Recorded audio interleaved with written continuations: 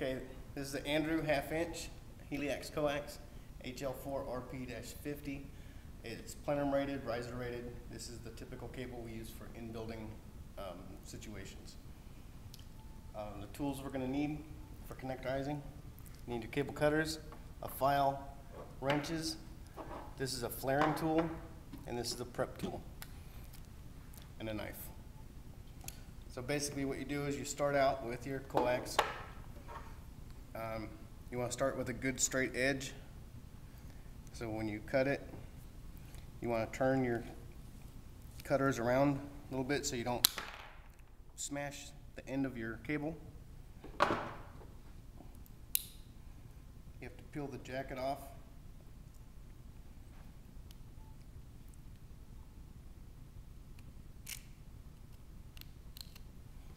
Be careful not to cut through your outer conductor. This is your prep tool. This will cut off your cable to a good straight edge and also cut your jacket back to the proper length. You want to lay that in there. This is your guide that guides your cable and keeps your edge straight.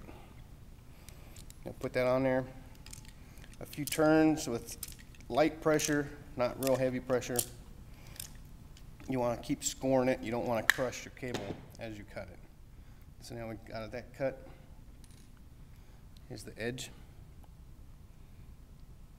You want to be careful of this edge. It's very sharp now.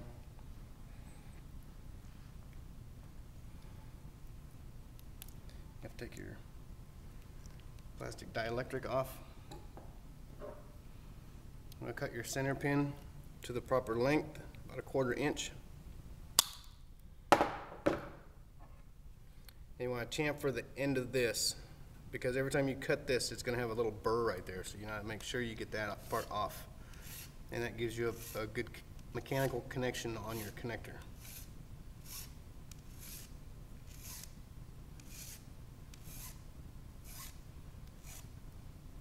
Just kind of feel it, make sure there's still not a burr there. And when you're filing this, you want to make sure that your cable is down so your filings don't go inside of your coax.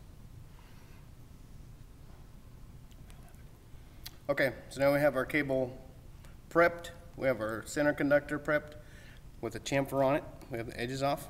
So now we're going to put the connector on. So you're going to start with your O-ring. It goes on, goes back to the last valley. Your inner part, your connector goes on, and your spring, the ring flare, snap onto right there. And then you take your flaring tool, and what that does is going to prep the end of the outer conductor to get a good flare for your connector to seat in there well. So you want to start that, just kind of working it around. You don't want to go too fast or too hard because you don't want to tear your cable. But you want to get a good flare going. Then your outer part of your connector will fit on, and then that gives you a good flare right here that gives you a good mechanical connection for your connector. That screws on. Your wrenches, and you want to turn your the inner into the outer. You don't want to turn the outer part, or else that will score your inner conductor and give you a bad connection. You want to tighten those down. These are a positive stop connector, so they'll go until it just stops, and that's it. You want to give it a tug, make sure it's a good seat, good fitting, and this should not spin, and that's a good connector. Okay, this is the prep block that we use. This will cut your cable precise and accurate. It's got 2 blades in it. The front one is going to cut the outer conductor. This is the guide that helps your cable stay in place, and the back one cuts your jacket to a proper length. The way to tell which way this goes is your short end the blade that's closest to the guide will be the end of your coax.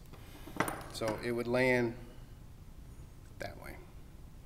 That would cut your outer conductor, and the back blade would cut your jacket. This is a Larry Marker production, Lamar.